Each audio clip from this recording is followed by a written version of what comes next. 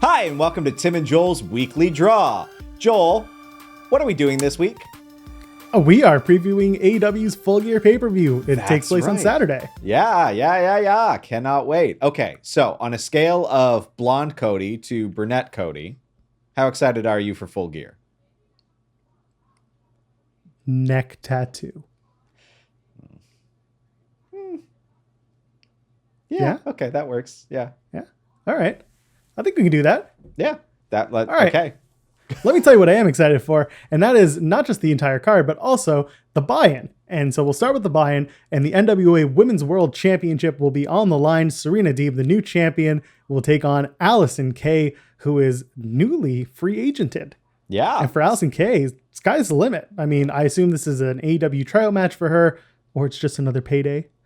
But for Serena Deb, it's her second title defense. She defeated Thunder Rosa for the title on a United Wrestling Network show. And for Allison K, a former NWA Women's Champion, she's held the title before, and she dropped it to Thunder Rosa back at NWA Hard Times in January. Tim, who you got?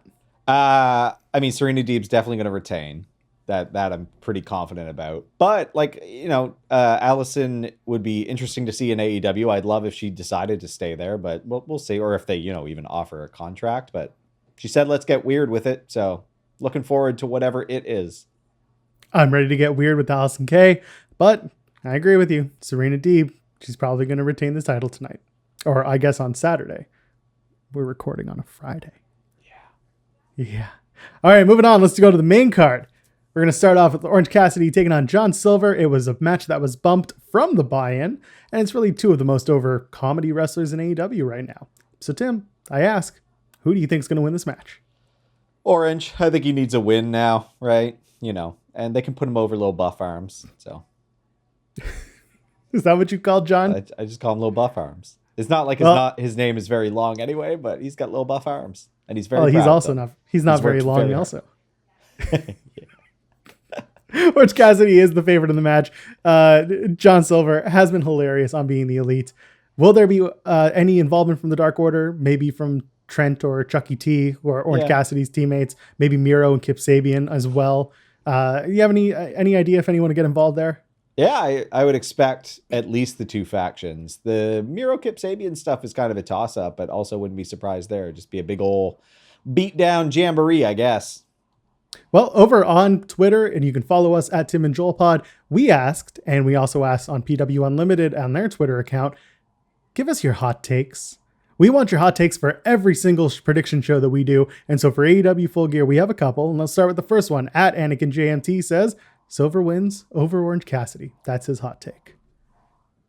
Guess we're going to find out. Yeah, I don't know. We'll see. I don't disagree. John Silver's, he's on the upswing right now. He's a hot, buff-armed commodity. Well, speaking of buff, we got Chris Jericho taking on MJF. I had no way to go there from the other match. Nope, you got there. Nope. Well, I don't know that it worked. If MJF wins, he joins the Inner Circle. If Jericho wins, I guess MJF does not join the Inner Circle. But after Wednesday's election and the tweet, as it was from Chris Jericho, who's the bad guy in this match? I think it's still MJF. He's out to prove he ain't soft. So we'll see. Does MJF gain anything from joining the Inner Circle?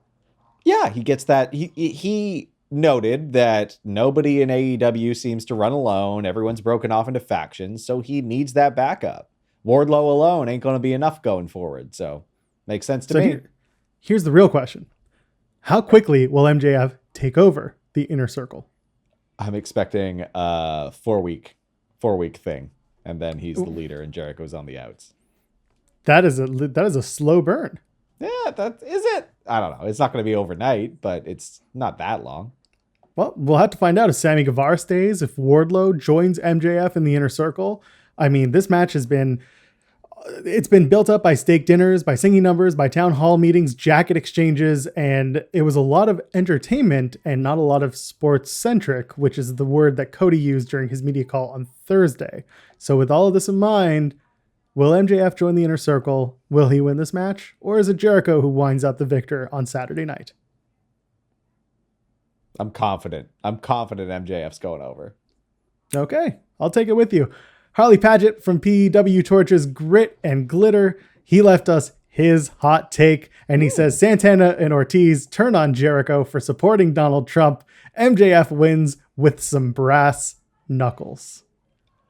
There's no way that they are going to bring politics into this wrestling show.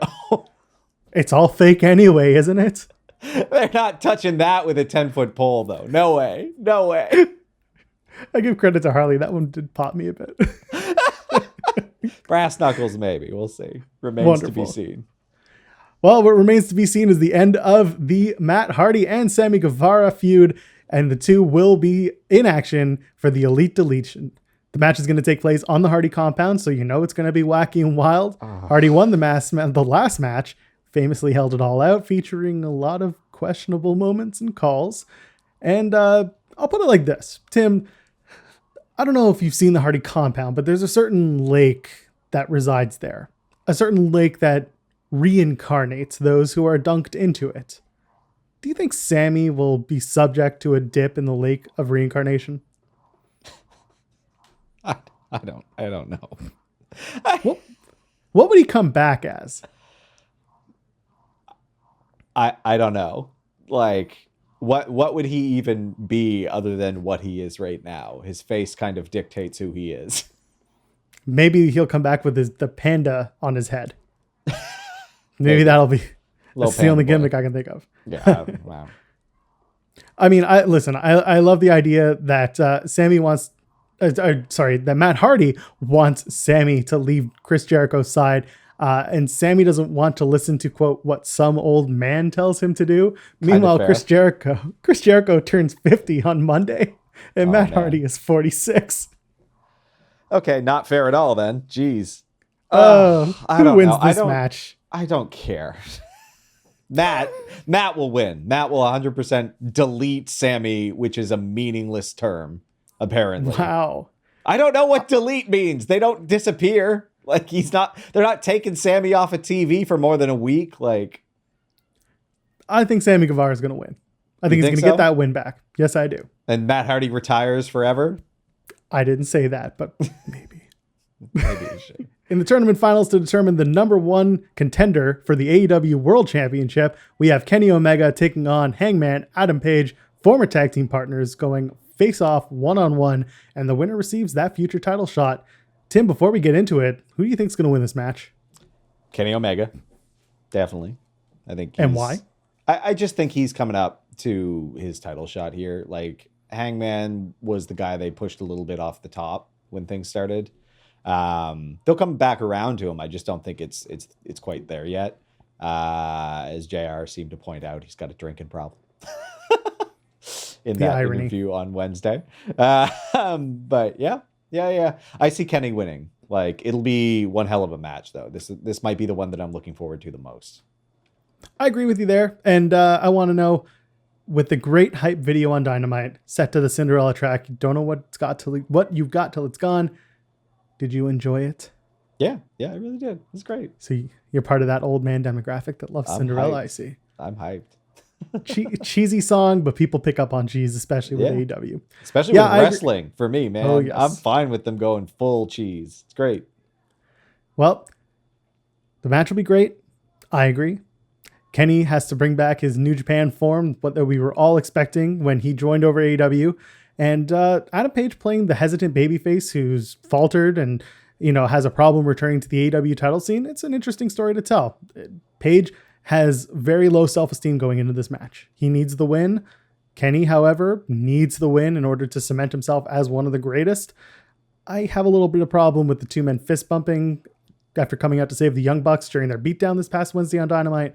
We'll look past that for now. So for the match, you have Omega.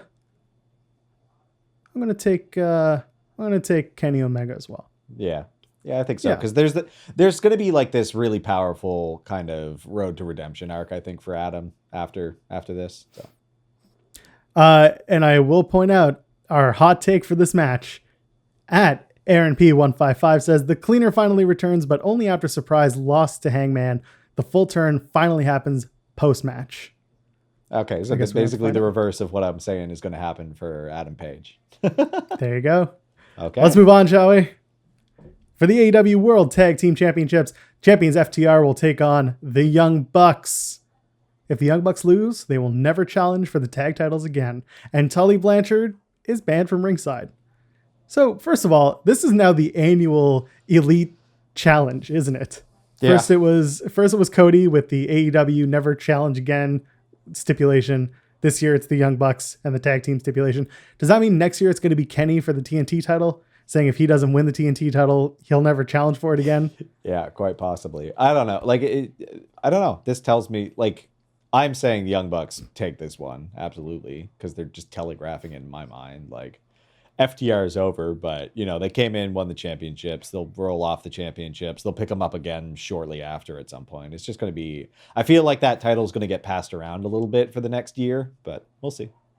For FTR, this is their fourth title defense since defeating Hangman Adam Page and Kenny Omega at All Out back in September. For the Bucks, this is their second opportunity at an AEW Tag Team Championship. They were defeated by SCU and Page and Omega before. I have reservations about this match. The build has not been great. No, I mean, first of all, the Young Bucks and FTR have very, very different styles. And we've talked about this before on our podcast, Tim and Joel Call It in the Ring. They will either mesh really, really well or they will clash entirely. Yeah. This one to me is I'm not super excited for it because the build hasn't been very exciting to me. But what I'm interested in seeing is how they figure out that conundrum, right? Is this going to be it's either going to be a tremendous flop or I don't even I don't know. I don't want to say it's going to be a great match. It's tremendous flop or a decent passable thing. But maybe I'm hoping I'm wrong, right? And the booking. The Bucks are faces again. They had weeks of turns and kicking people and paying it off and getting edgy. And then they turned again by realigning themselves with Brandon Cutler on his match on Dark this past week after a whole bunch of teasing on being the Elite. You have to have watched all three programs. Dark is already 3 hours. It's a lot to take in. BTE is easy, I get it, but it shouldn't be driving this story, especially just the story of the Young Bucks alone. And meanwhile, the FTR have been the dastardly heels this whole time. So why did the Bucks even need to turn to get here? What did that create? I have no idea. And up until this point, AEW has done a pretty good job of not really crossing streams with these other programs, but I don't know. Maybe they're trying to make it into a more holistic brand now, which was challenging for WWE, hence their current format or return to that format. And I don't know. I don't know. I don't have time to watch all that stuff. Well, at Best Jobber says, not sure on hot takes, but Young Bucks have to win. Imagine a promotion where Cody and the Young Bucks can't challenge for the top championships in AEW. He's got a good point. I mean, they're already calling it pretty early. Oh, we lost twice. This is it, man. We got it. It's damn, you are easily discouraged.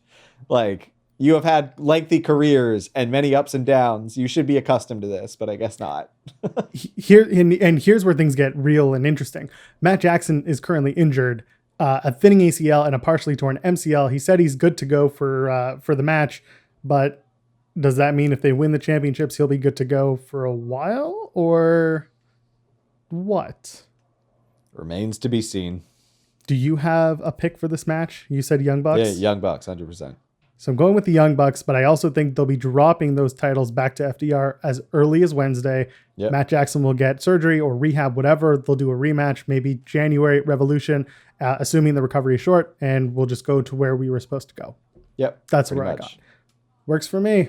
You know what else works for me? The AEW TNT Championship for Cody with Arn Anderson taking on Darby Allin. Cody's third title defense since winning the TNT title for the second time, defeating Lance Archer in a dog collar match back in early October. For Darby Allin, this is actually his first shot at the TNT title. He was defeated by Cody in the tournament to crown the first ever TNT champion back in April. Tim, right away, let's settle this. Will Sting show up and help Darby Allin? No. Is this a Have thing? You heard the news? I haven't heard this at all. This is the thing. Sting is supposedly a free agent. Good for Sting. How old's Sting right now? 50-something. Uh-huh. Maybe 51 or 2. The point being here that Sting paints his face, Darby Allin paints his face and hangs out in the rafters, the rafters at Daly's place. Maybe Sting is going to help his son Darby Allin. I don't know. I like the look on your face. I've had enough Sting. I don't need. Great. Darby Allin's never defeated Cody, so let's move on. Do you think? Well, okay, fine. Sting's kind of more of a joke. I hope. Yeah. What about Taz, Cage, and Ricky Starks making good on their promise to show up and get booked for Full Gear? I don't know. Like they did that promo, felt kind of meandering. I don't know what they're going to do with them other than maybe interrupt Darby Allin and keep that going. But I felt like that was done with. So Ricky Starks is 11-2. Cage is 10-1. Darby Allin is 13-5. Let's go back to that word again. Sports centric. Honestly, I don't even know why this match is happening. Like this might be the worst hyped one. And they've spent a decent enough amount of time on it, but like I just don't. Why are these two feuding, and why do I care? For the title? I don't really like either of them. So who's gonna win? Cody. You going with Cody? I'm gonna go with Darby Allin because I want to see the world burn. And Anakin JMT adds his hot take: Darby Allin wins the TNT title. So I'm gonna agree with him. Anything to get fewer Cody entrances. Well, going back, speaking of very poorly built stories, the AEW Women's World Championship is on the line. Nikkirushita, the champion, takes on Nyla Rose with Vicky Guerrero. My note just says no build. Yeah, no one. So, well, casual racism on Wednesday. That's about it from Vicky.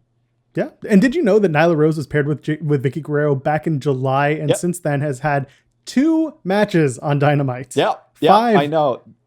5 they matches made that call. Since, yeah. This isn't working. Like this pairing people with these like older wrestling figures. It doesn't do anything for me at all. Like I don't. Okay, all of these people are like the only one who's doing good is Jake the Snake. The rest of them I could not care less about. And I've never liked Vicky Guerrero's thing. I don't get why it's on TV as much as it is. So, your mom never yelled "excuse me" and really upset you? No, not like that. It's cartoonish and dumb, and I find it unpleasant and grating. All right, Hikaru Shida defends the AEW Women's Championship for the 4th time since winning a Double or Nothing back in May. Shida defeated Rose for that title, so I guess this is the rematch. Who's gonna win? I'm hoping Hikaru. Is there room to have Nyla Rose win that championship again and have a bigger face take her on? Yep, absolutely. Maybe a certain dentist. Is Britt a face? She can turn. She could turn. There's room. Yeah, I don't know. I'd be fine with either, honestly. Like that title can move around. What needs to happen is they need to actually use it and build it more, period. Like they've been adding women to their roster with the gauntlet. They added quite a few people that at least they can call upon. They need to use it and stop putting them into that death slot, as you've been calling it. Yeah. Well, you know what? I'm going to go with Nyla Rose winning the women's championship back from Hikaru Shida. That's where I'm going to go. And finally, for the AEW World Championship in an I Quit match, it's going to be champion Jon Moxley taking on Eddie Kingston, the Mad King himself. For Mox, this is his 9th championship defense since defeating Chris Jericho at Revolution back in February. For Eddie Kingston, this is his 2nd world title match. The first one being against Mox resulted in him passing out, therefore never saying I quit, and that's how we got to this match. So here we go. The two have been having heated promos in and outside of the ring, culminating in this past Wednesday's telenovela-esque back and forth, where Mox discussed breaking a promise to Kingston's mother. His mother! That he would keep her safe. That he would keep him safe. Yeah. For her. Kingston gets brutal. He gets hardcore. Can he be AEW champion, Tim? Yeah. Oh, yeah. The promos he's been given? Absolutely. Will it happen? I don't know. They're both doing so well that like you could keep it on Mox for a while still. But damn, Eddie's good. Like it has been good. I hope he brings it in the ring. That first match was decent, but it didn't like excite me. I'm hoping for something really exciting in this one. Kingston's been serious about trimming down, and he's looking good. He's looking like he's ready to go. He doesn't need to be, lean out Moxley, shredded, anything like that. He just, he's got his cardio and he's good. I think Kingston has a chance, but I don't really expect him to win.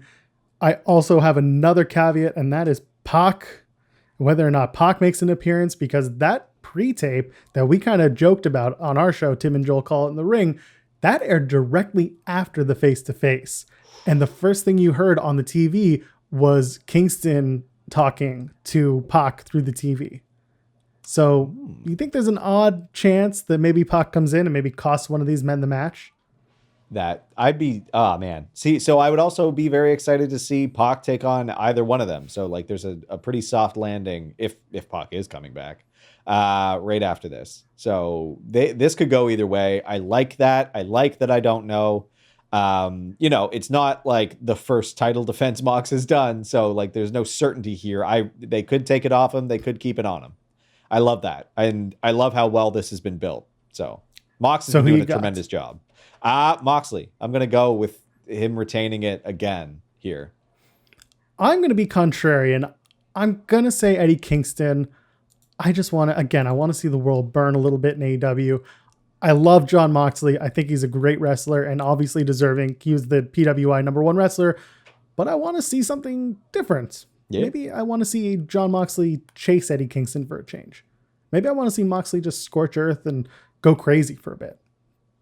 Eddie can carry it for a little bit, and either way, we're both winners. Yeah. So shall we go back and let's get our victory up in order. So Serena Deb and Allison K, who did you say? Serena Deb. So did I. Orange Cassidy taking on John Silver. Orange Cassidy. I said John Silver. Chris Jericho taking on MJF. MJF. Me too. Elite Deletion, Matt Hardy, Sammy Guevara. Matt Hardy. I said Sammy Guevara. The tournament finals, Kenny Omega, Hangman Adam Page. Kenny. I forget what I said. I think I said Kenny. You said Kenny. Okay, good. So I'm going to stick with Kenny. FTR and the Young Bucks for the AEW World Tag Team Championships. Young Bucks. I said the Young Bucks as well. And TNT title, Cody and Darby Allin. Cody is what I said. And I said Darby Allin.